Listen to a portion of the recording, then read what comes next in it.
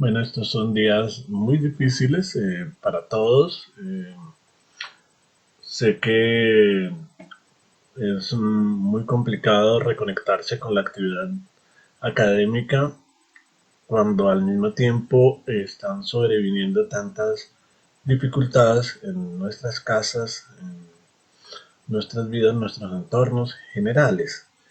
Eh, en estas circunstancias, sin embargo, yo siempre pienso en un conjunto de escenas claves que nos ha legado la historia sobre hombres y mujeres en medio de las guerras y las grandes devastaciones que han caracterizado a la humanidad y sobre todo en particular los hombres y mujeres durante la Segunda Guerra Mundial, los hombres y mujeres que han sobrevivido a la devastación, esa gran devastación que se llama Guerra Civil de Baja Intensidad en Colombia, los hombres y mujeres que han tenido que vérselas con el corralito argentino o que han tenido que vérselas con la brutalidad de las dictaduras militares en el cono sur. Y hay una característica que comparten quienes han tenido que enfrentar situaciones de esta profundidad y calado, y es que en medio de la dureza, brutalidad y barbarie de las circunstancias, tratan de mantener núcleos sanos y permanentes de normalidad. Es decir, cuotas básicas de rutinas, de tareas que aparentemente no tienen sentido en medio de la índole y la profundidad de las dificultades, pero que en el fondo son para decirlo de alguna manera, nuestros anticuerpos, nuestro sistema de anticuerpos para resistir y encarar estas circunstancias. Así que, aunque parezca que seguir estudiando estas cosas, seguir manteniendo abierta la universidad en medio de estas dificultades, seguir haciendo tarea académica, seguir pensando asuntos de este calado mientras está ocurriendo lo que está ocurriendo, parezca que no tiene mucho sentido, realmente son nuestros anticuerpos y nuestros mecanismos de defensa para no hundirnos en la devastación. Um, Hay muy buenas entrevistas um, y muy buenos pasajes y muy buenos documentales que revelan este aspecto. Cuotas de normalidad para resistir a la barbarie. Y mi invitación es a que no tienen que hacer todas las actividades que están previstas en estos cursos virtuales. Hagan algunas actividades, las más que puedan, pero sobre todo hagan los grandes trabajos, las grandes tareas, que son las que más importan, y mantengan una inversión de tiempo importante en este tipo de responsabilidades académicas, porque son su modo de inmunizarse y de resistir a la dureza. Bien, yo estoy también haciendo mi tarea de intentar resistir a la dureza haciendo clases. Es como mi responsabilidad y en este momento nos embarcamos a la segunda sesión de debates periodísticos, paréntesis, información, periodismo y sociedad, eh, que es una clase que me gusta mucho. En general me gusta hacer clases, yo sé que, pero disfruto mucho haciendo clases.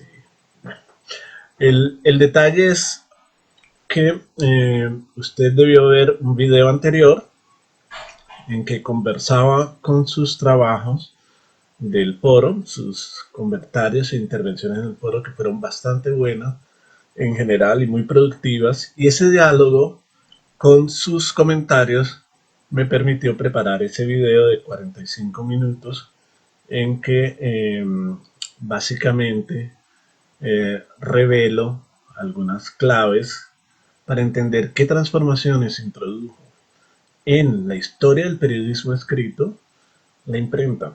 Ahí hay 9 claves, ¿no?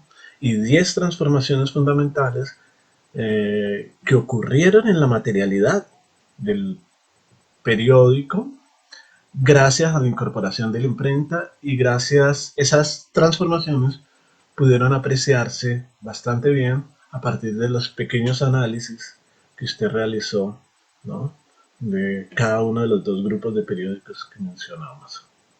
Entonces, el saldo de esa sesión es las conclusiones, un conjunto de conclusiones que se plantean ahí, pero además de eso les quedó una tarea, una pequeña tarea. Es pensar, se las mandó Marguerite Duras, calenizada, una Marguerite Duras muy calenizada, les mandó a preguntar, bueno, ¿y cómo es que ocurre que se transfieren, se conservan ciertas prácticas o formas instituidas de comunicación pública? Por ejemplo, ustedes notaron que la letra capital, ¿no?, de los periódicos más viejitos, de alguna manera se conserva después en los periódicos más incorporados a la imprenta. Notaron, digamos, que las maneras de producción de información y organización de la información de los periódicos puerto, ¿no?, pongo eso entre comillas, puerto, se conservan en la gestión de información periodística y no periodística hoy en distintos ámbitos. ¿Cómo es que ocurre que algo se conserva?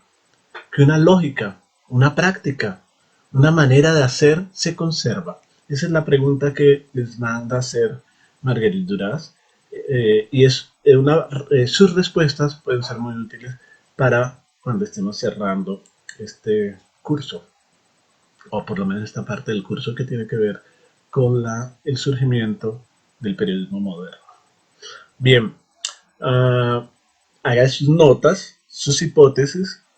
Va a haber un espacio en el campus donde usted va a poner esas hipótesis, como lo hizo en el foro fallido, digamos, va a ser más asignación lo que vamos a poner ahí. Usted va a poner sus notas y yo más adelante las comentaré y las usaré para desarrollar una de las clases, y también dejaré un registro de su participación en relación a esas notas. Se me olvidó antes de continuar empezar la sesión, hacer un homenaje. Hago esta clase en homenaje a esa gente que vino allá en esa fotografía. Voy a traer la fotografía porque son los herederos de una de las grandes devastaciones de la historia de la humanidad, que se llama esclavitud. Yo soy heredero de esa gran devastación, brutalidad, ejercicio de exterminio y sometimiento humano que se llama la esclavitud. Y es en razón a gente como ella, voy a poner la foto,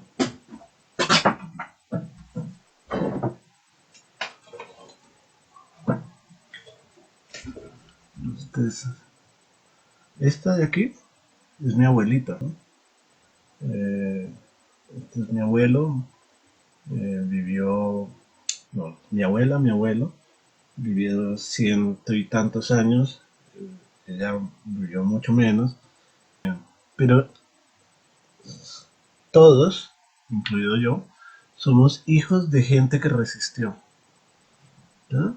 Somos herederos de gente que resistió la devastación que se llamó diáspora africana y sometimiento a gran escala de hombres y mujeres y niños esclavizados. Así que esto nos prepara bastante bien, nos ha preparado bastante bien para resistir lo que se viene. Y todos somos hijos en América Latina y en Colombia particularmente de gente, ¿no?, por nuestros mestizajes y por nuestros vínculos culturales, de gente que vivió esta historia. Esta es nuestra historia también. Incluso aunque no seamos negros, esta es nuestra historia. Es una historia compartida y común, un una historia de destino común que nos prepara y nos habilita para enfrentar lo que se viene.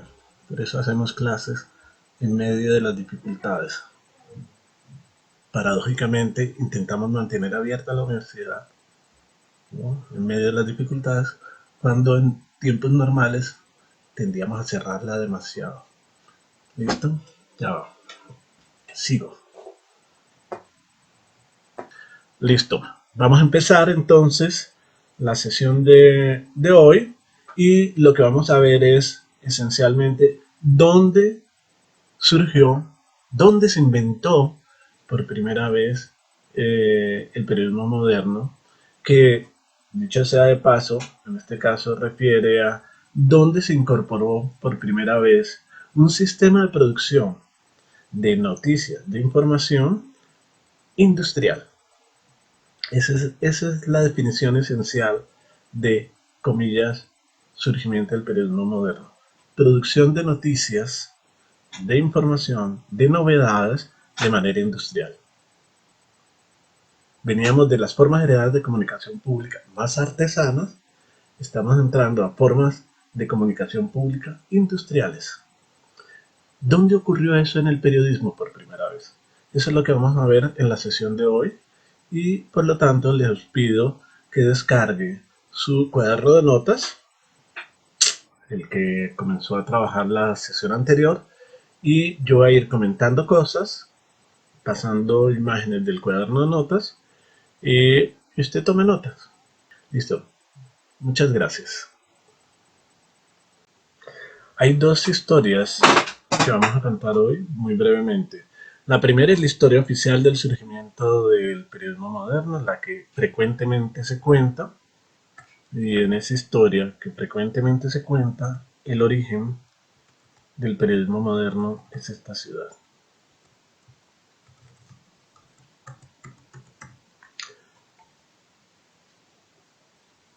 Amberes, un puerto.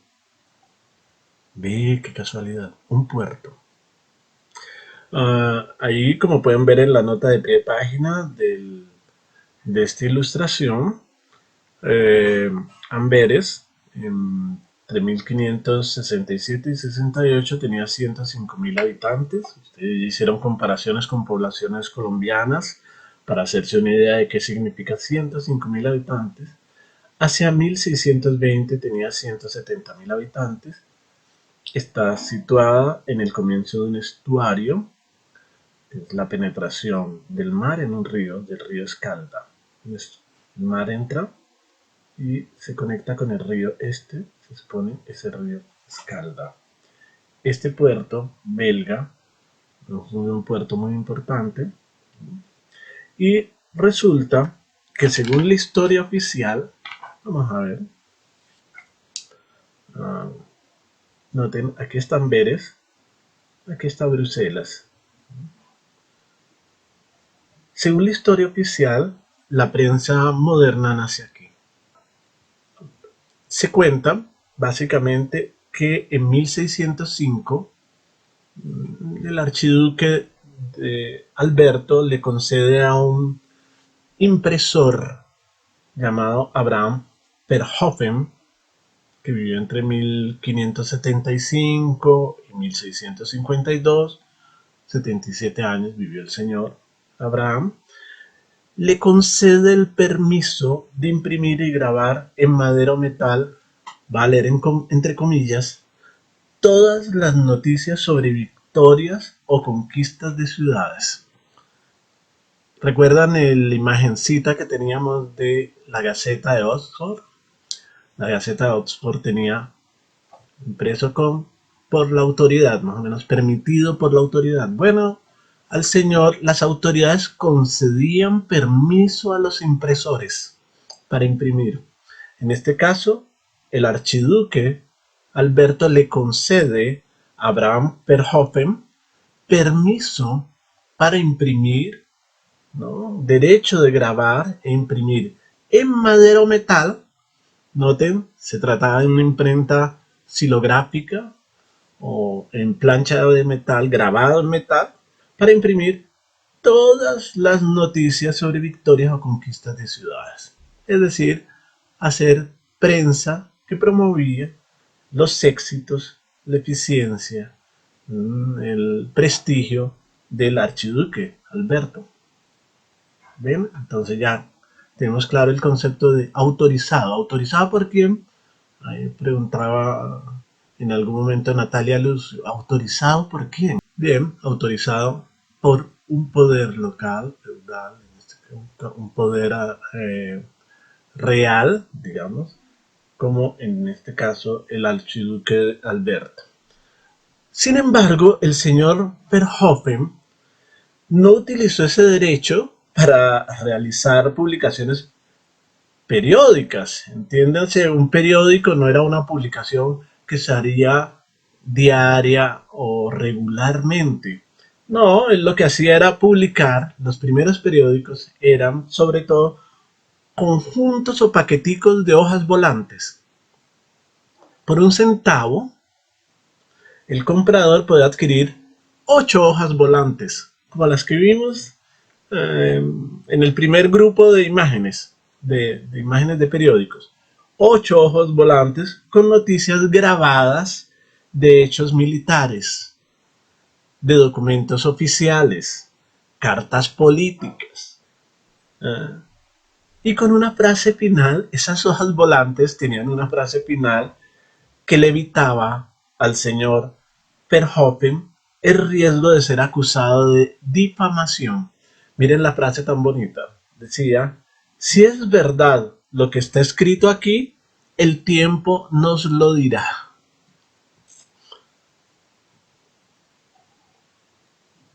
La obra periodística, estas noticias publicadas por Abraham Verhoeven, se publicaban los viernes, salían los viernes y ocasionalmente, ¿no?, en Amberes, ocasionalmente los jueves y miércoles. Y este fue el primer periódico, según la historia oficial del periodismo, el de Abraham Verhoeven, fue el primer periódico en tener un título en la portada. Noticias semanales. No sé cómo se dirá en flamenco, creo que es flamenco la lengua. Noticias semanales.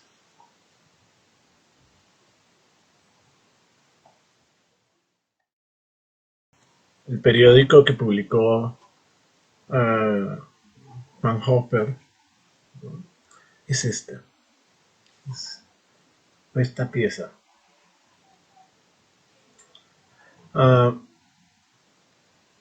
Ahí tienen la nota de pie de página, de foto, perdón, de imagen, mejor, de gráfico, indicando qué es lo que se había publicado ahí, qué es lo que se publicó ahí.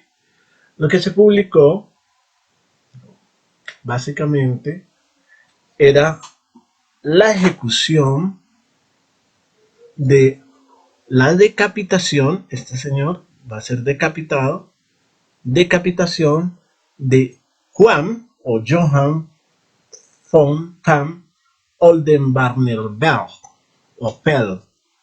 Bueno, este señor, Johann van Oldenbarneveldt, era una figura muy poderosa, política muy poderosa, responsable del proceso de unificación de los Países Bajos, en medio de rivalidades muy fuertes, vemos ahí, entre calvinistas radicales, anticatólicos y anticorona española, y calvinistas más moderados.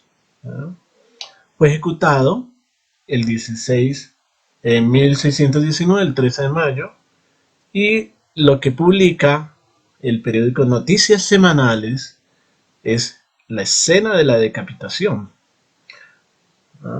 Esta escena y esta imagen, por supuesto, no se hizo ni estos textos se hicieron en imprenta de tipos móviles, sino silográfica. Entonces, noten que esta era una de las 8 páginas, ¿no?, que las personas compraban por un centavo, digamos, ¿no? Con noticias de la semana. Y esta era una noticia de la semana. Pero imagínense ustedes en Amberes comprando las noticias de la semana, sus 8 páginas, sus hojas volantes, su cartera con 8 hojas volantes. Eh, Imagínense en esta ciudad de, digamos, uh, se dice, ya en este momento hay un momento en que tuvo auge Amberes de población, 105.000 habitantes, pero ya hacia 1620 tenía 70.000. Entonces imagínense una ciudad de 70.000 habitantes. Uh, y de repente están aquí, compran la hoja volante. Noten que es muy probable que usted como comprador de la hoja volante haya presenciado el evento. No está comprando realmente en esta publicación de 1619, aquí se puede ver, en esta publicación de 1619 está comprando algo que usted ya conoce, algo de lo que ya está informado, algo que probablemente presenció, algo, ¿no?, de lo que usted ya conversó. Noten que no son periódicos para enterarse de las noticias. Son estas piezas periodísticas, son piezas periodísticas para guardar, conservar, rememorar, reconversar sobre algo ya sabido. Esa lógica, la idea de que se compra algo para rememorar o para confirmar o para corroborar lo ya conversado y lo sabido, ustedes lo pueden experimentar hoy con esas ediciones que están sacando algunos periódicos sensacionalistas, amarillistas para barrios. Mi barrio es un barrio de estrato popular y resulta que en una ocasión hubo un accidente con una guala, digamos, esa guala se desbarrancó y hubo varios heridos. Al día siguiente, un periódico local, sensacionalista, pequeño, comenzó a vender en el barrio, ¿no? Eh, la noticia en portada había aparecido de los chicos, de las personas heridas por el accidente de la Guala. ¿Ven? No se compra la noticia para saber la novedad, sino para reafirmar la novedad ya compartida conversacionalmente. Este es un detalle, eh, a mi juicio, bastante importante para entender la especificidad de este periodismo. Entonces, las personas que compraron noticias de la semana, ¿no?, Eh, no compraban porque no supieran la noticia, sino porque la sabían. Por lo tanto, el texto no tiene que contener los detalles de lo que pasó, porque ya los detalles los conocen los lectores. Este es una pieza más de afirmación y corroboración y conservación de lo ya sabido y de lo ya conversado. Ese detalle es crucial para entender por qué puede haber textos tan pequeños y tan informativos, porque la información no está aquí, la información está afuera, está en la red conversacional, ¿no?, situada, muy rica, que le da sentido a este texto. Entonces puede haber muy poco texto aquí y sin embargo hay mucha información, porque la información está afuera, entre la gente.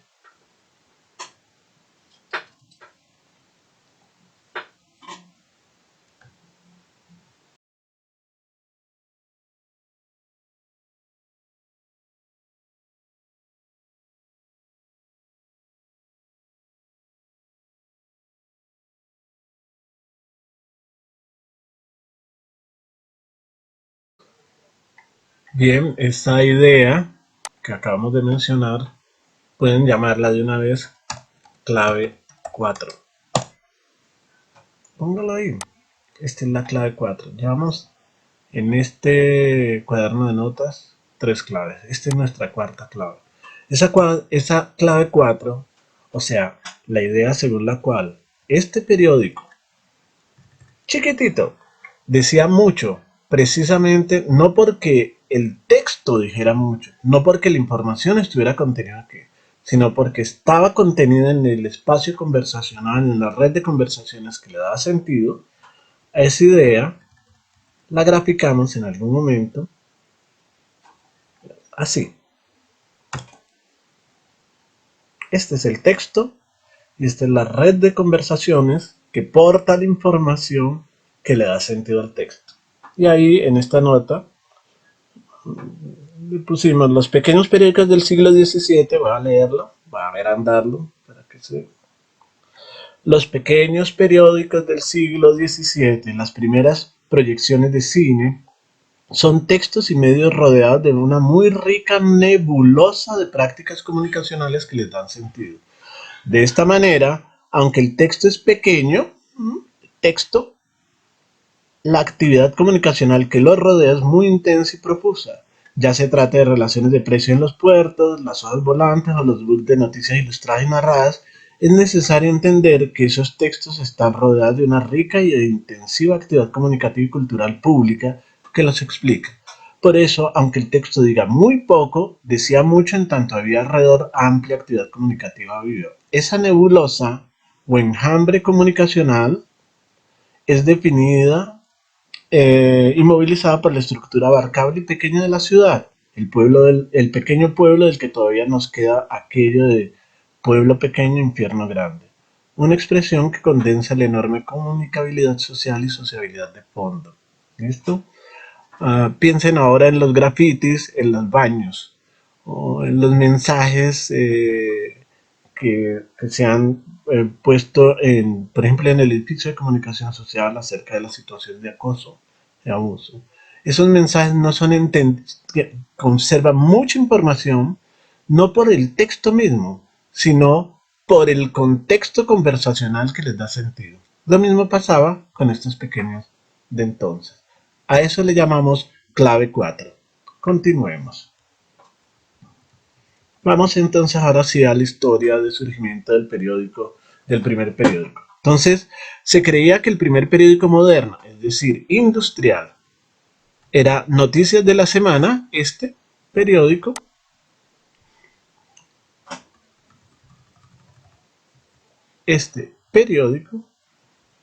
y los siguientes, pero cada vez hay más razones para pensar. Algunos de los historiadores del periodismo están situando en este lugar Estrasburgo, una ciudad actualmente situada en Francia, ¿no? Pero que en su momento, en el momento de surgimiento del periódico moderno por excelencia, industrial, basado en imprenta de tipos móviles, en el momento de surgimiento de este periódico, Estrasburgo era parte de Alemania.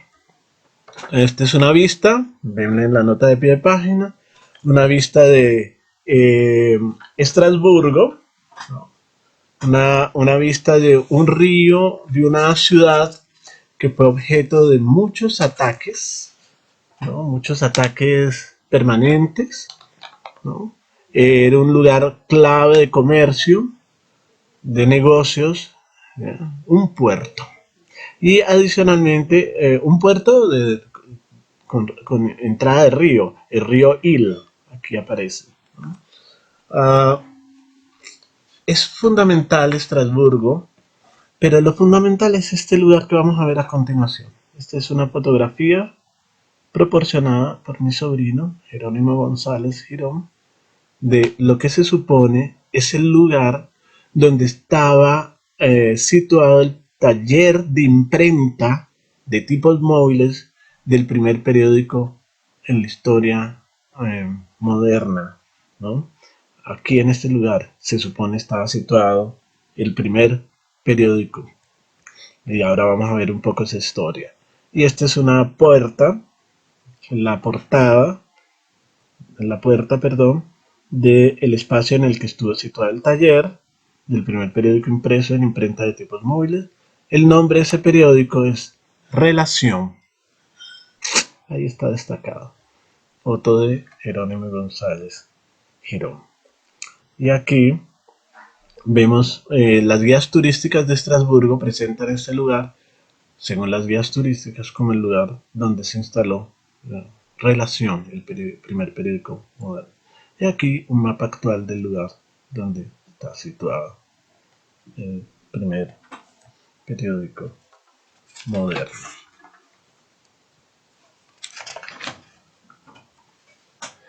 El primer periódico moderno, ¿no? Entonces, antes de ver esta imagen, el primer periódico moderno surge en Estrasburgo. Era un periódico originalmente manuscrito, un poco como el de Noticias de la Semana, de Amberes, ¿no? Era un periódico manuscrito que migró a periódico impreso en tipos móviles. Y esa migración, esa historia de la migración, es lo que nos interesa contar aquí. El nombre de ese periódico, ahí lo tienen, era, no sé cómo se pronunciará en alemán, pero la traducción aquí tiene el nombre y la traducción destacada aquí, colección de todas las noticias distinguidas y conmemorables. Y el tamaño del periódico, ahí lo tienen, generalmente tenía el tamaño de un cuarto, 24 centímetros de ancho por 30 de alto, ¿no? ¿Y qué características tenía? Primero, que surgió en 1605 en Estrasburgo. Entonces pueden poner ese dato. Segundo, que el tiraje era de entre 150 y 200 ejemplares. Piense que Estrasburgo en 1793, es decir, un siglo después del surgimiento de Relación, tenía 47.000 habitantes, se calcula. En el siglo XIX, a comienzos del siglo XIX, 49.000 habitantes, alcanza 50.000 en 1806, o sea, 200 años después del surgimiento del Relación, y actualmente eh, se calcula que tiene una población de 280.000, 85.000 habitantes. Es decir, estamos hablando de un puerto, por un lado, pero además de eso, de un puerto pequeño, comparado con las cifras demográficas, como hemos visto, hemos venido insistiendo, con las cifras de demográficas actuales. Entonces, 250 ejemplares en un pueblo de 40.000 habitantes. Hay que tener en cuenta ese detalle. Entonces aquí tenemos una visión, una imagen del periódico, Relación, ¿no? Esta es la versión manuscrita del periódico. O sea, su editor copiaba, hacía copias a mano del periódico, hacía una impresión silográfica del periódico, que era como un poco la cubierta, y lo que entregaba era un newsbook, un libro de notas, un libro de noticias, ¿no? Con varias piezas de estas características, copiadas, reproducidas a mano por varias personas que eran sus trabajadores. Sin embargo, a partir de 1609, realmente, 1609 comienza su impresor, comienza a imprimir estas piezas en una imprenta de tipos móviles. Entonces vamos a conocer un poco la historia de esta transición y esta transformación, que es lo que realmente nos interesa. ¿En qué reside su novedad? ¿En qué reside la novedad, ¿verdad?, que introduce los cambios que introduce su impresor? Ahora conoceremos su nombre. este pequeño héroe cultural que debería estar mencionado en nuestras historias del periodismo. Entonces, una vista actual de Estrasburgo, ¿no? Esta es su catedral, construida entre 1015 y 1439, 400 años haciéndose esta catedral. Vamos a decir varias cosas claves. Lo primero es, como acabamos de ver, según el censo, Estrasburgo es una población en ese momento menor a 47.000 habitantes. Florida, por ejemplo, Florida Valle, tiene cerca de 42.000 habitantes. Entonces piensen en un puerto, Estrasburgo, más pequeño que Florida en términos de población, con una catedral enorme, importante, y con un flujo comercial apreciable y significativo. Piensen que en ese momento, digamos, París tenía 300.000 habitantes, ¿no? O sea, París era un poquito más poblada que nuestra Palmira actual. Entonces, veamos cuál es el rumor de fondo en el que surge relación. Piensen en un pueblo de 40.000 habitantes que es Puerto. Piensen, en primer lugar, que hay muchos chismes. Se conocía más o menos la vida de todo el mundo. Unos conocían a otros, cuáles eran los acontecimientos locales que se difundían a través de esa poderosa red de conversaciones de que hemos venido hablando.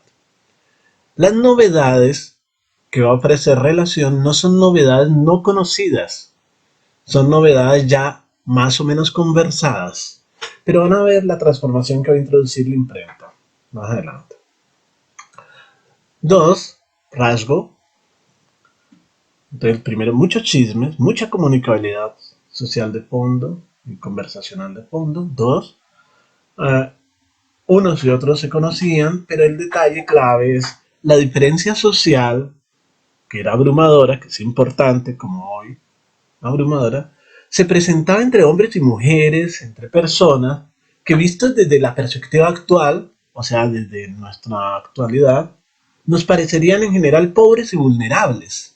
Todos, incluso los muy ricos, los muy pobres, enfermizos, uh, aunque internamente en su momento había claramente diferencia entre plebeyos y nobles, entre ricos y pobres, entre pequeños burgueses, artesanos y pobres, despojados, trabajadores de campo, ¿no?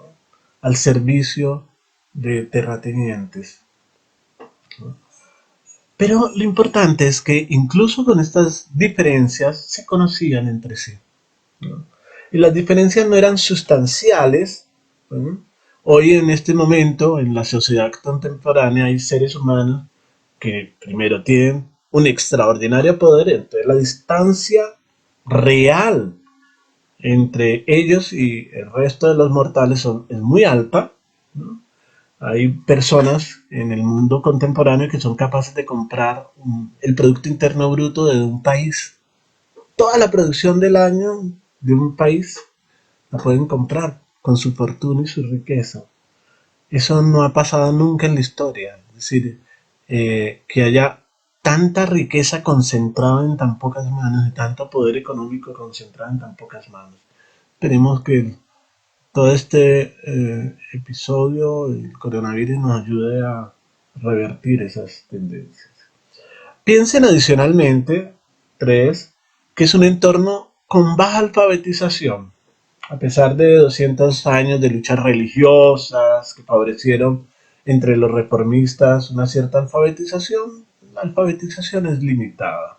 Y piensen, adicionalmente, que la vida implicaba, como lo vimos al comienzo, muchos esfuerzos corporales, mucho trabajo de cuerpo, mucha experiencia de mover, usar el cuerpo para alzar, triturar, machacar, oler revolturas, mugre de las ciudades. Estaba ante un cuerpo muy vulnerable, muy expuesto, que envejecía pronto y que moría pronto, ¿no? Eh, Hay un texto que recomiendo de un profesor que se llama Carlos Pérez Soto, se llama Hacia una nueva antipsiquiatría, y en uno de sus apartados dice lo siguiente. Va a ser una lectura un poco extensa, pero quisiera hacerla porque creo que nos es relevante para destacar este aspecto que estoy mencionando acerca de la fragilidad del cuerpo, una fragilidad que hoy, con la expansión del coronavirus, volvemos a recordar. En realidad, la justa valoración actual de los revolucionarios progresos que ha significado la medicina del siglo XX, incluso también de sus límites, exige una mínima perspectiva histórica. Y aquí refiere las referencias que usó para hacer un poco esta perspectiva histórica, un texto de William McNeill, Plagas y Pueblos, otro de Barnett McFarlane, Historia natural de las enfermedades infecciosas, y otro de Historia de la medicina. ¿Listo? Uh, Hoy en día casi nadie imagina lo que era la vida en el mundo en que la mortalidad infantil era del orden del 40%. Es decir, de cada 100 niños que nacían, 40 se morían, en que cualquier herida común podía conducir a una septicemia y a la muerte, o en que cada cierto tiempo la viruela, la tuberculosis, el sarampión o el tifus o el cólera arrasaban poblaciones enteras, trastocando los ámbitos de la vida social. No vemos desde hace ya muchas décadas cientos de mendigos leprosos en las calles, o a las madres desdentadas por la descalcificación después del parto, o a los adultos con marcas de viruela o raquitismo.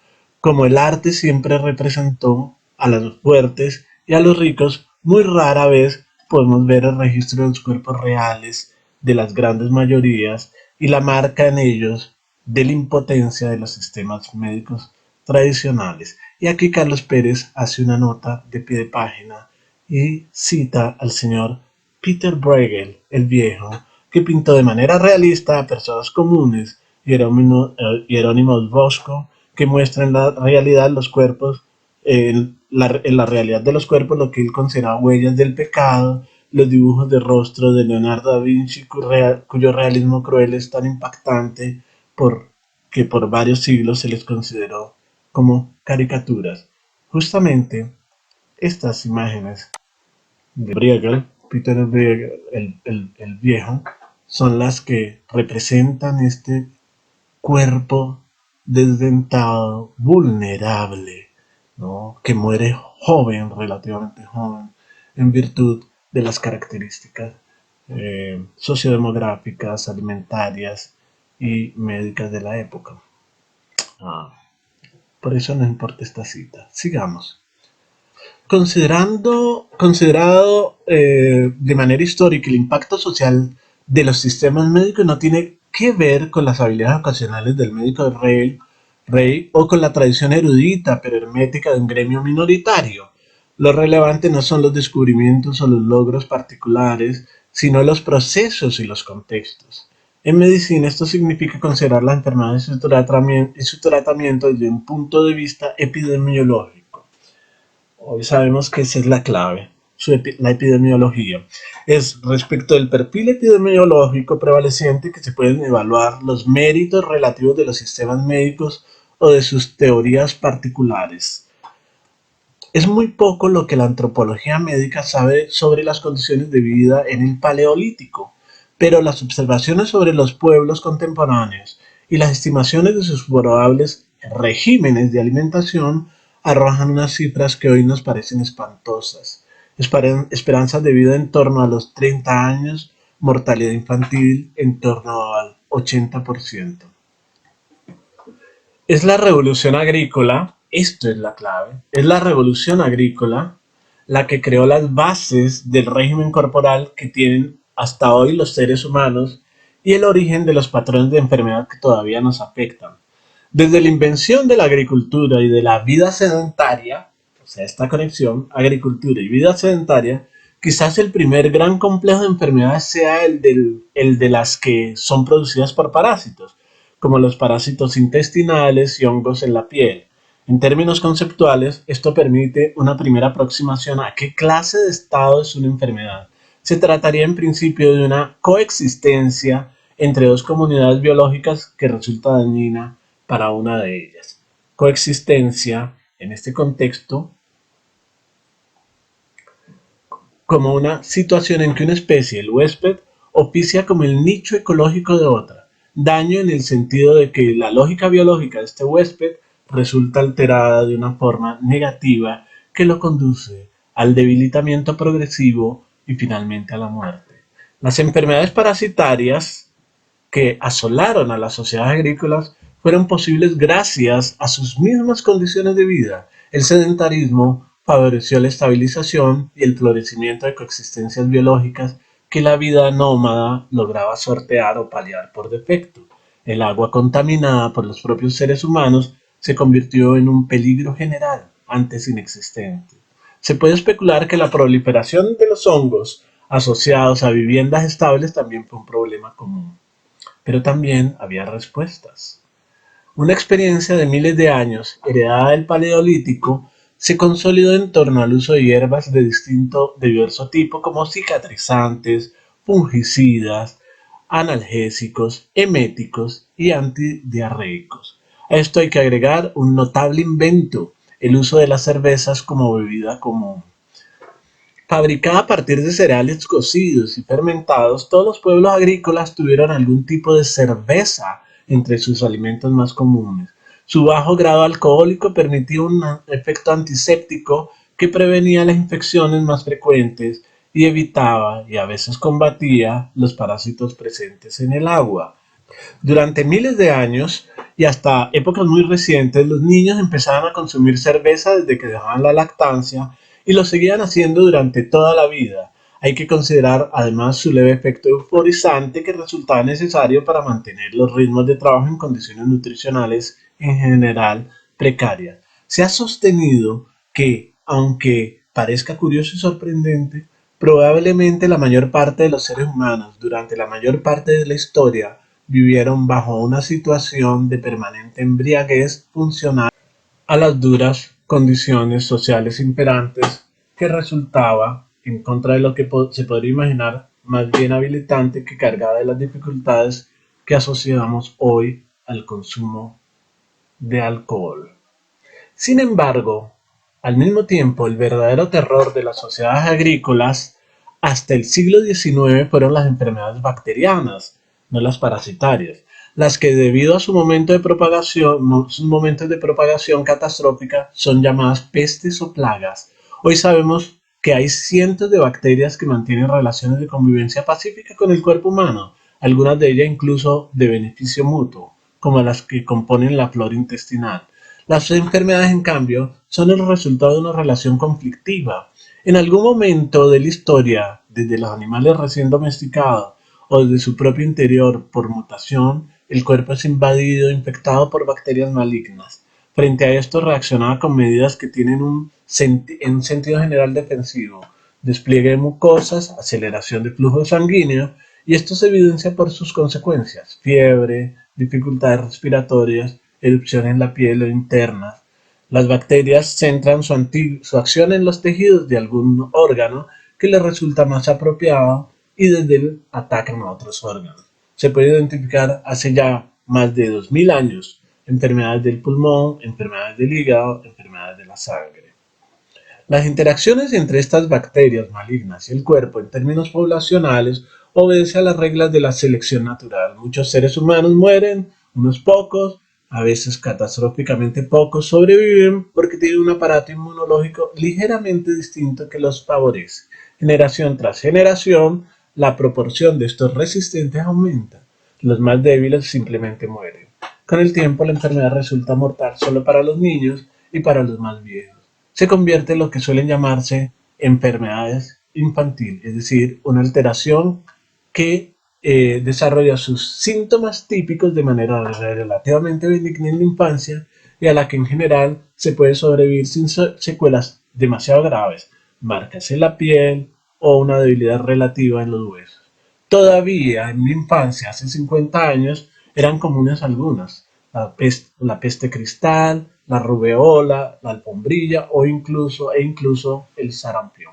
Domesticados durante cientos de años hasta perder el carácter de plagas devastadoras que alguna vez tuvieron, las enfermedades en su estado infantil actúan como verdaderas vacunas, relativamente leves en sus consecuencias dañinas, son capaces en cambio de obligar al sistema inmunológico a desarrollar defensas contra nuevas infecciones o contra la permanencia de las bacterias en el cuerpo. Así, los adultos pueden ser portadores o coexistir con ellas en el ambiente sin enfermar. En la edad, en la vejez, sin embargo, cuando se debilitan estos mecanismos, pueden resurgir y ser mortales. Y vamos a cerrar por esta vía y considerando el relativo aislamiento de los asentamientos humanos en las primeras fases de la revolución agrícola, llegaron a existir regiones de coexistencia pacífica relativamente benignas en que ciertas enfermedades permanecían de manera endémica, aumentando o disminuyendo su prevalencia en poblaciones sin grandes variaciones, más bien al ritmo de la escasez y la hambruna. Se formaron de esta manera aparatos inmunológicos estables pero diferenciados entre diversos pueblos. Pero las sociedades agrícolas tradicionales estaban permanentemente amenazadas por dos enemigos, la ineficacia de sus técnicas agrícolas y la tentación por su excedente agrícola de los pueblos de pastores que las rodeaban.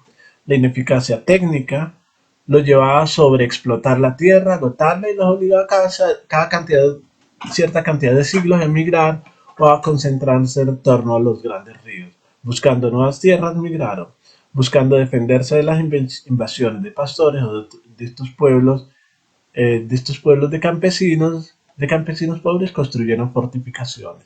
Fueron reinos que extendieron sus territorios de manera preventiva. Es el destino general de los imperios antiguos. Se extienden y extienden hasta terminar explotando como verdaderas burbujas, víctimas de invasiones, de la ineficacia administrativa, del empobrecimiento del suelo y de las pestes. Antiquísimos mitos, como el de las 7 plagas, presentes en casi todas las grandes narrativas de la antigüedad, podrían tener así su base empírica real. Cuando los imperios se extienden con ánimo comercial o de conquista, se cruzan sin saber sutiles barreras inmunológicas, enfermedades que para un pueblo permanecen latentes, endémicas, como enfermedades infantiles, resultan catastróficas para los invasores o los invadidos. En el momento de su máximo apogeo territorial, feroces plagas asolan y debilitan de manera sustancial a la población de un gran imperio. Desde la decadencia se precipita. Pero estos impresionantes, un salto, pero estos impresionantes éxitos de la medicina en lo sustantivo aún se mantienen, que en lo sustantivo aún se mantienen, perdón, contienen ellos mismos sus propios límites y las claves de los problemas que engendran.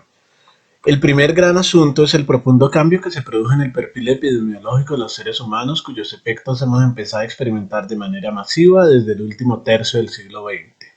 El retroceso general de las enfermedades parasitarias y bacterianas, combinado con el aumento de la esperanza de vida, acarreó la emergencia de otras enfermedades que siempre existieron, pero cuya incidencia epidemiológica estaba ensombrecida por el carácter fulminante de las mismas, la emergencia particularmente de las enfermedades virales y las degenerativas.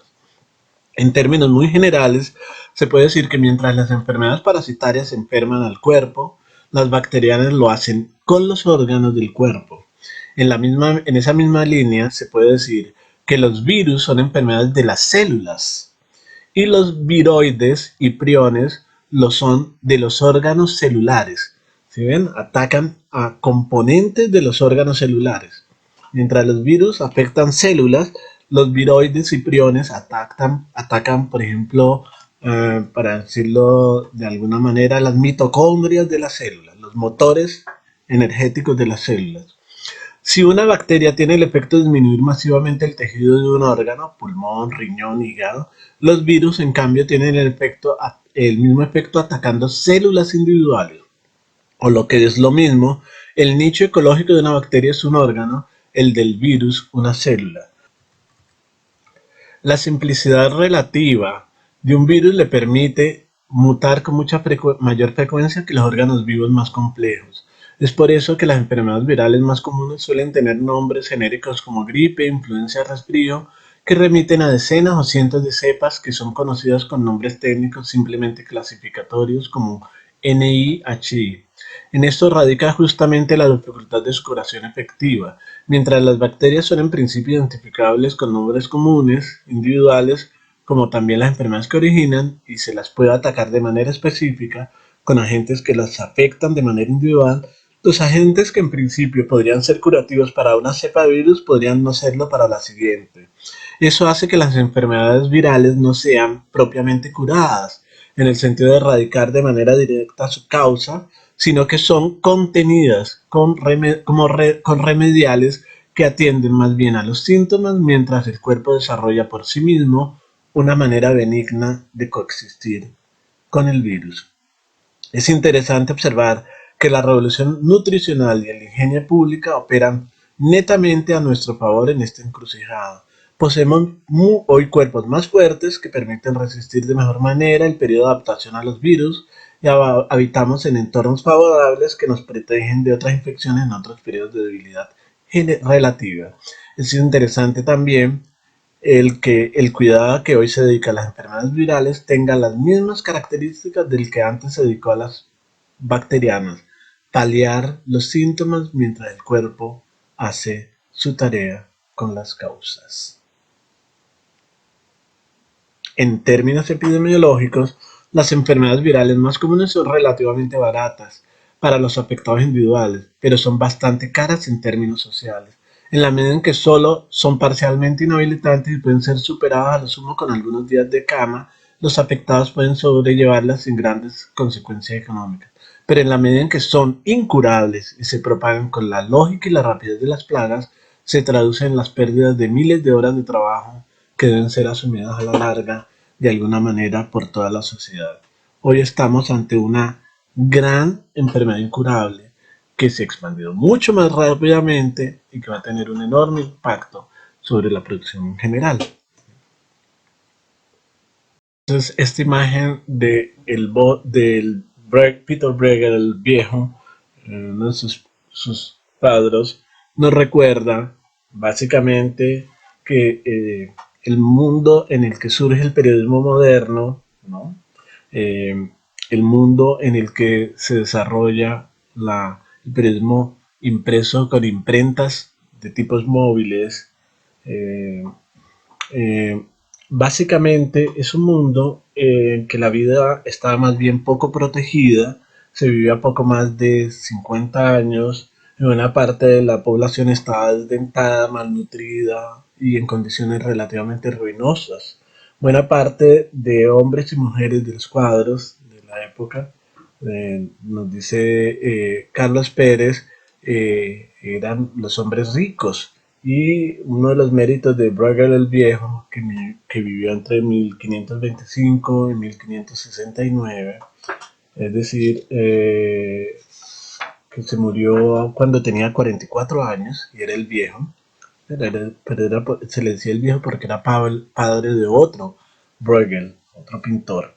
Uno de los méritos de él consistió en retratar, digamos, condiciones de vida de los humildes, ¿no? Que vistos hoy nos parecen como figuras caricaturescas, pero que no, eran la condición, digamos, normal, usual de las mayorías empobrecidas. Y aquí tenemos una imagen, un conjunto de imágenes bastante disidentes, ¿no? Bastante ilustrativas y bellas, muy interesantes, del paisaje, ¿no? Urbano del que estamos hablando, que era una ciudad en este momento. Ya mencionamos ahí, en esta imagen del siglo XIII, ya se ve una sutil diferencia entre las imágenes del siglo XIII y estas imágenes. No sé si la alcanzan a notar. La presencia de cuerpos gorditos. Cuerpos, a pesar de las condiciones, cuerpos gorditos.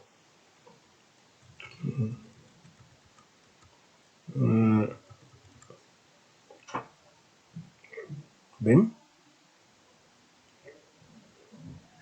De hecho, a los ricos en el medioevo se les llamaba pueblo grueso, pueblo gordito, pueblo grosso. ¿No? Es un síntoma de buena calidad, de buenas condiciones de vida. ¿Ya?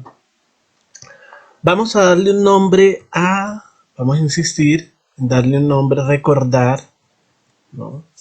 Un nombre clave a este entorno general, al entorno del surgimiento del periodismo moderno, este entorno de calles cargadas de residuos, ciudades que tenían, digamos, no tenían sistemas sanitarios eficientes, casas en que buena parte de la vida ocurría afuera, la vida ocurría en las plazas, porque las casas al interior eran casas más o menos infestas, oscuras, ruinosas, malolientes, aunque en la calle también era maloliente. Eh, este- Estos entornos, ya lo dijimos, tienen una característica, vamos a recordarla aquí y vamos a ponerle aquí. Eran entornos corporal y experiencialmente abarcables. Es decir, unos entornos que uno trabajaba con el cuerpo, abarcaba con su cuerpo y recorría y reconocía con su cuerpo. Ahora sí, vamos a empezar con los datos claves. ¿Quién era el productor de este periódico y quiénes los lectores de este periódico que se llamaba Relación? Este señor es nuestro héroe cultural, Johann Carolus, 1575-1634. ¿Quién era? Vamos a mencionar uno a uno sus características. En primer lugar, había nacido en Alsacia, ¿no?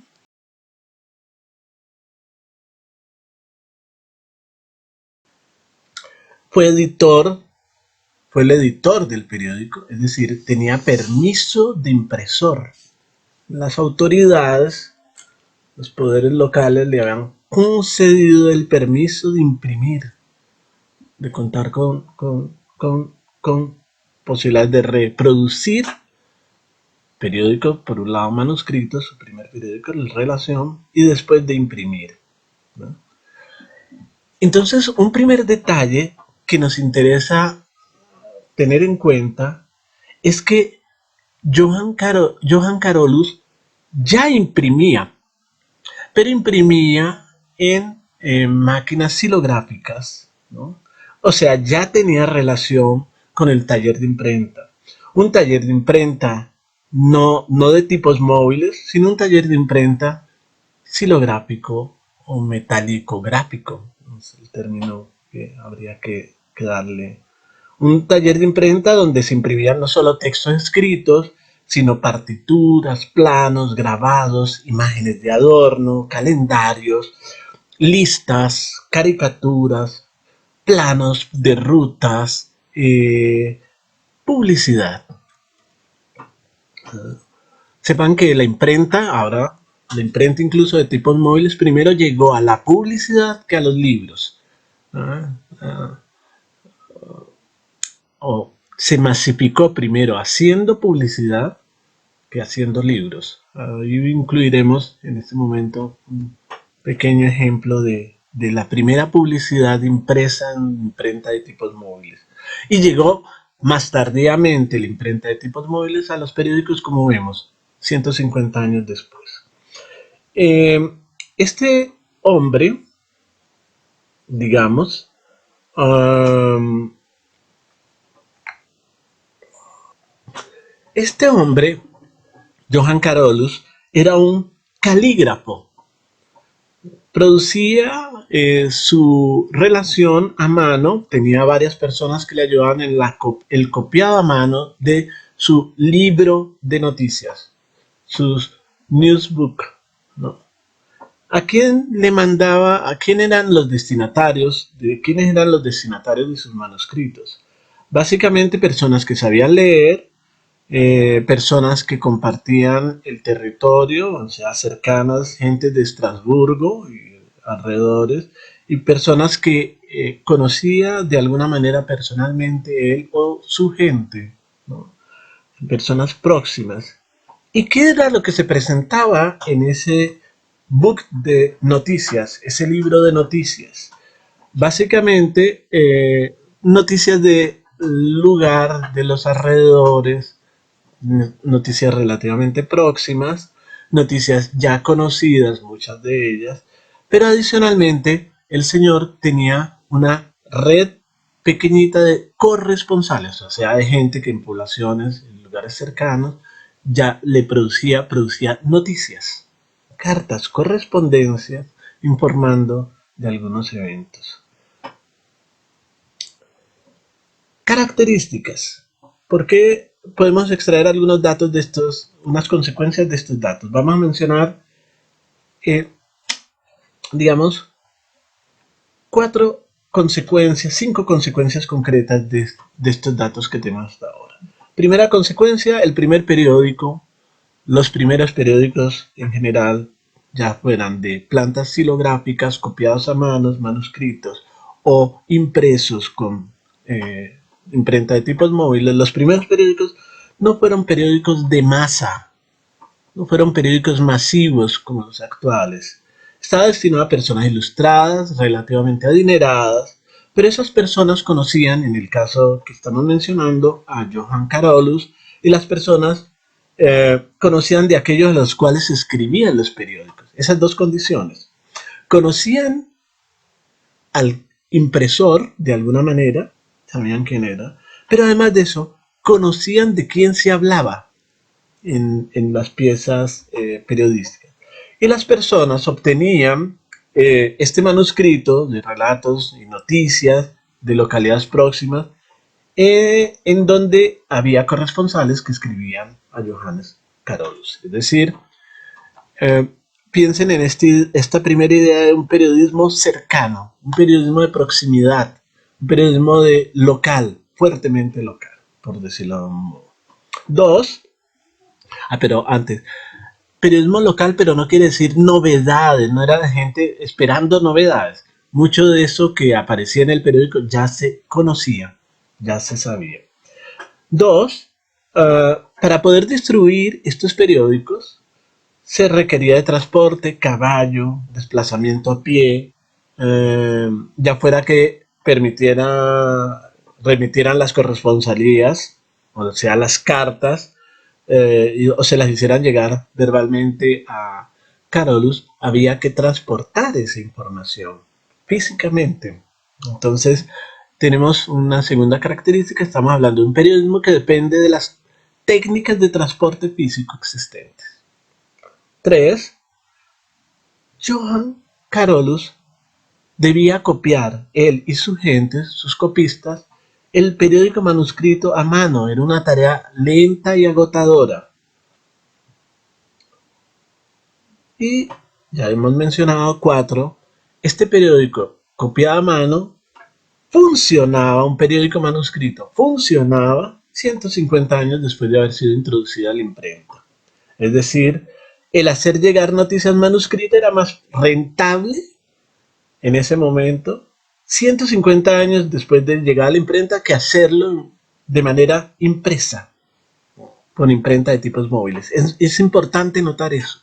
Era para un entorno local, pequeño, era más barato reproducir y copiar piezas a mano o en imprenta xilográfica, ¿no?, que comprar y adquirir una imprenta de tipos móviles muy costosa, ¿no?, cuando tenías una, comillas, audiencia o un lectorado o unos públicos lectores muy chiquitos. Entonces no tenía mucho sentido hacer una inversión de estas dimensiones cuando podías hacer lo mismo eficientemente con copiando a mano las piezas. Es decir, es importante subrayar que durante mucho tiempo el códice, el códice, el manuscrito, uh, eh, convivió con el impreso de tipos móviles. Convivió. Y estos manuscritos, esta producción artesana seguía siendo muy eficiente. Muy eficiente.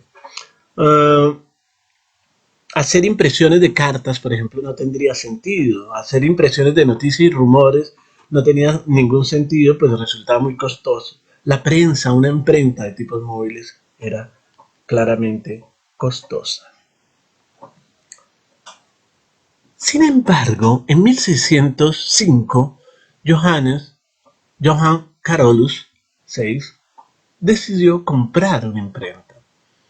Por costos, voy a poner el hipervínculo para que puedan leer el artículo donde se informa de esto. Mejor, un hipervínculo donde va a subir el artículo que ustedes pueden leer si les interesa, para que lo conozcan.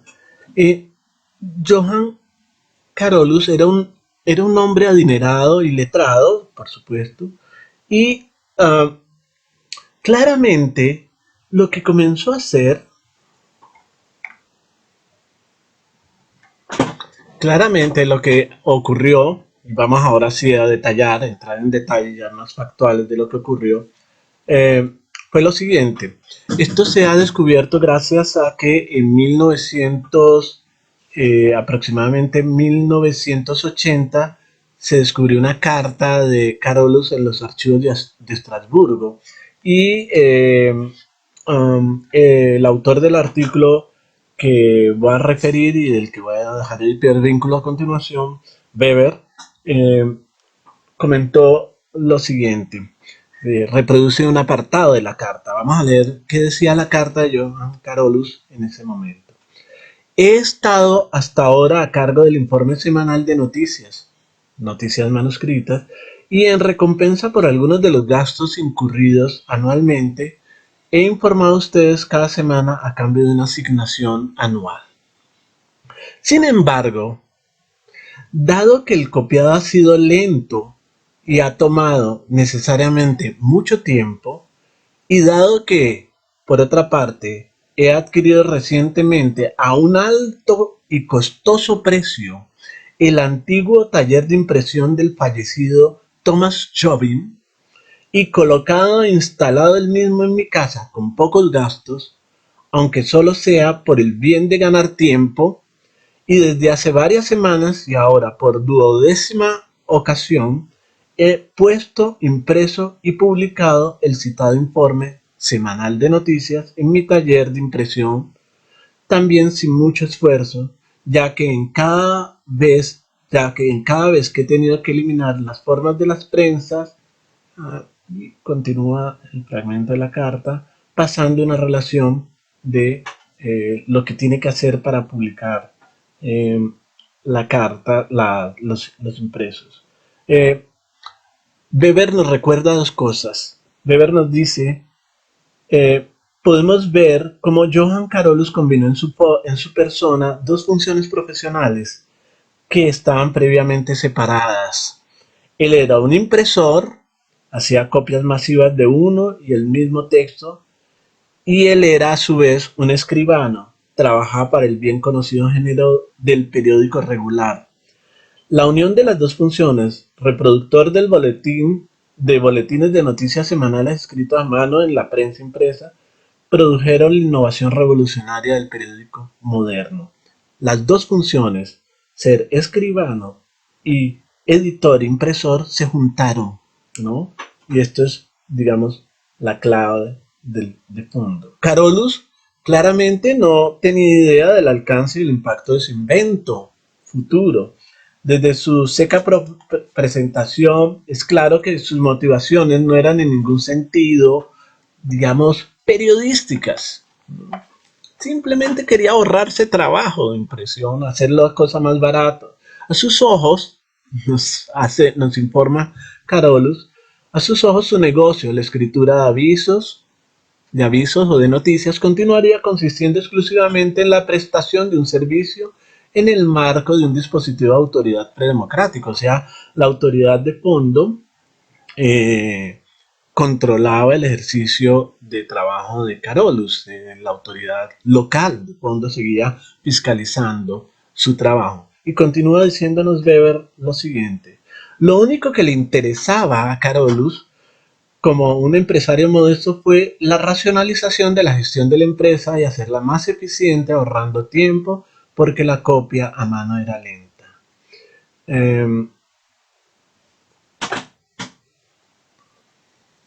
Seguimos, perdonen, voy a ser un poco extenso, pero queremos ver el parto del periódico moderno con una fuente inapreciable y valiosa de conocimiento. Estoy reproduciendo y extendiendo detalles del texto publicado por Weber, ¿no? Eh, Continuemos haciendo una aproximación a Carolus y a su trabajo, a lo que hizo. Siendo un hombre recursivo, también habría sido consciente de que la conversión de los periódicos, digamos, de los diarios escritos a mano en impresos, era una oportunidad para aumentar significativamente su producción y ventas. Entonces, claramente, eh, Carolus debió ser consciente de eso.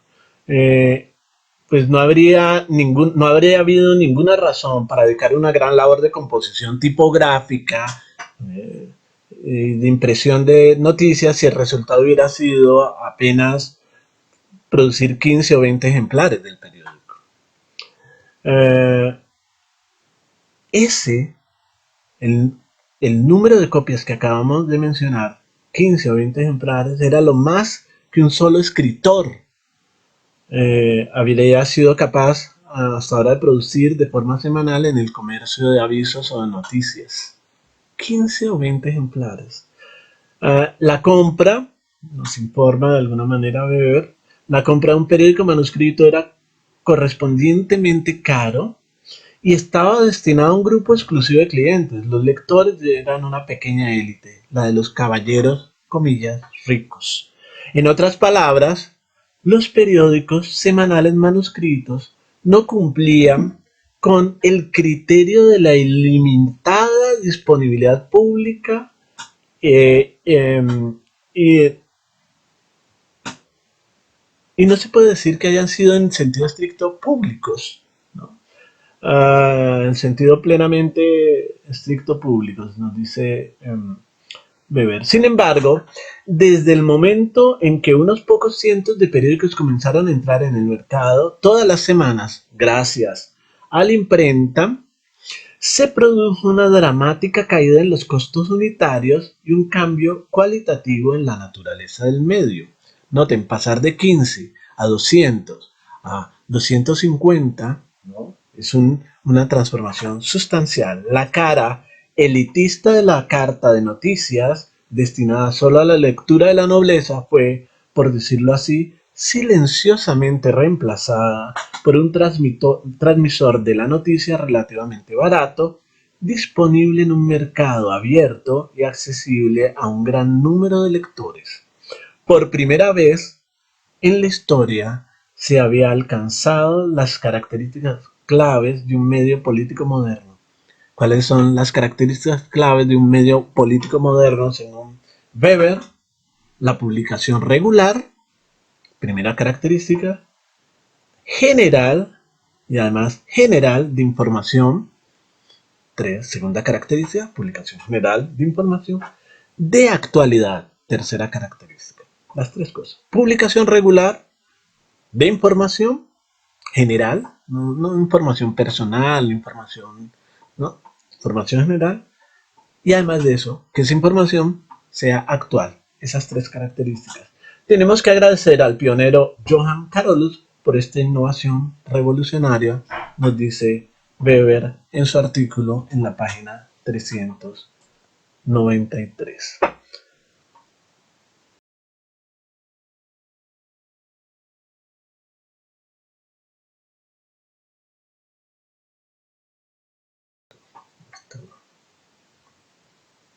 Extendamos. Ya adicionalmente nos informa Weber, en ese momento Carolus instituyó en el periódico la decisión de reproducir de manera inalterada las cartas de los corresponsales y los avisos o correspondencias de los poderosos. Y explícitamente se indicaba en el periódico que se limitaba, comillas, a reproducir esa comunicación. Esto es, no era su tarea verificar si era verdad o no lo que reproducía, se limitaba a decir, reproducimos textualmente la comunicación que nos ha llegado. Ojo, este es el antecedente de una figura concreta del periodismo moderno que se llama atribución de fuentes. De acuerdo con Weber, este principio reguló el trabajo de los periódicos desde el siglo XVII, lo que les permitía a los editores evitarse sanciones y confrontaciones con los poderes. Comillas, dice Weber, ya desde entonces no había comentarios a las noticias. Dice Weber que solo en 1687, en un periódico llamado Relación del Parnaso, lo que aparece lo que podría ser un primer artículo como opinativo, es decir, un informe con comentarios, análisis o juicio prudente sobre lo que reproducían los avisos en las noticias que ofrecían los poderosos. Y adicionalmente, nos menciona Weber, era usual construir compendios anuales de noticias también en los periódicos. Y finalmente indica, voy a leer en extenso, Weber, estos periódicos contenían sobre todo, comillas, informes sobrios sobre los acontecimientos políticos, diplomáticos y militares. Informes sobrios que emanaban de todo el mundo conocido. Solo de vez en cuando en estos informes se incluían noticias no políticas, historias acerca de inusuales condiciones climáticas, desastres naturales, tormentas, inundaciones, terremotos, erupciones volcánicas, hambrunas, incendios, crímenes atroces o signos de milagros. Solo excepcionalmente eso aparecía. Y había muy pocas historias de terror diseñadas para causar asombro entre los lectores o explorar y explotar su superstición, el miedo y la pena, aunque excepcionalmente en el periódico se imprimieran cuentos de viajeros vetustos y sensacionales, ofreciéndolos como inocuos informes sobre nuevos y auténticos lugares. Weber, 2006, página 394. Resumamos. 1. El periódico surge en una ciudad puerto, el periódico moderno surge en una ciudad puerto muy activa, pero demográficamente pequeña, comparada con las sociedades actuales. Esas ciudades tenían una intensa sociabilidad, muchas relaciones próximas, mucha dinámica conversacional, una enorme riqueza conversacional, cierta proximidad social, a pesar de las diferencias de estatus entre las personas que participaban de la vida de esa ciudad. Eh, Primer dato. Segundo dato, clave, los primeros creadores de periódicos modernos asociados a imprentas de tipos móviles, en este caso el ejemplo de Johann Carolus, tenían antecedentes de trabajar en el campo de la impresión. Eran impresores, eran calígrafos, eran personas encargadas, como en el caso del señor Verhoeven, Abraham Verhoeven, el autor de Noticias Semanales, él era conocido como impresor de mapas, ¿no? De mapas de fortificaciones militares. Hay un mapa, ahora lo voy a presentar, muy famoso, impreso por el señor Verhoeven en Amberes, ¿no? El mapa de Breda del 8 de octubre de 1624, que era parte de su trabajo. Es decir, quienes hicieron el trabajo de transformar los periódicos de manuscritos o silográficos a impresos en técnicas de tipos móviles, en tecnología de tipos móviles, venían del mundo de la impresión o tenían alguna relación con la impresión silográfica, la impresión de mapas o la caligrafía. No eran extraños a ese mundo. Esa es una segunda característica. Tercera característica, la incorporación de la imprenta de tipos móviles era costosa, era notablemente costosa y solo tenía sentido incorporar la imprenta si el aumentar la producción de piezas reproducidas, ¿no? Pasar de 15 a 200 piezas reproducidas, iba acompañado de las posibilidades de recuperar inversión real de eso. Eh, en entornos chiquitos, con pocos lectores, etcétera, etcétera, pues no tenía mucho sentido hacer semejante tipo de inversión. Pero en Estrasburgo, en el Estrasburgo de Carolus, parece que sí, tuvo mucho sentido. Y él, que era un copista y además de su impresor, ¿no? Calígrafo impresor, encontró en la imprenta, ¿no? En la adquisición de esta imprenta a otro impresor local, la oportunidad de ampliar la reproducción de su periódico Relación y aumentar la circulación del periódico. 4. En este caso, el periódico Relación contaba con redes de corresponsales, con personas que escribían cartas, ¿no? Y le comentaban noticias a señor Carolus. Quinto, como se puede ver, no se trataba de noticias en el sentido actual del término, en el sentido estricto, sino de comunicaciones, avisos proporcionados por los poderes locales, ¿no? Y dado que se trataba de información sensible que podía poner en riesgo incluso la propia vida y condición del impresor que imprimía con autoridad de una autoridad, entonces era usual que dos cosas: los impresores evitaran o no incorporaran, sino las noticias, reprodujeran los mensajes, los avisos proporcionados por los poderes establecidos, ¿no? Haciendo una anotación al margen, indicando que no había, eran noticias, se limitaban a reproducir la comunicación que se le había proporcionado, el antecedente de la atribución de fuentes contemporáneas. Eso por un lado. Y por otro lado, no había algo así como opinión en las noticias. No aparecían secciones de comentarios a las noticias, porque eso implicaba poner en riesgo la propia condición del impresor y entrar en desavenencias con los poderes existentes. Pero apareció una característica adicional. Lo que nos informa Weber es que tampoco eran usuales en estos periódicos noticias no políticas, no relacionadas con el mundo político. No eran usuales noticias relacionadas con desastres naturales o lo que normalmente hoy entendemos como noticias atractivas. Condiciones volcánicas, asesinatos, crímenes. No, eso no era usual tampoco en los periódicos. Tampoco eran usuales las historias que enganchaban, que atrapaban, que podían ser interesantes a los lectores. Eventualmente habían algunas noticias de viajes y de viajeros, etcétera, etcétera. Pero lo que predominaban eran, vuelvo a recitar en comillas de Weber, eran informes sobrios sobre los acontecimientos políticos, diplomáticos y militares que emanaban de todo el mundo conocido de los poderosos.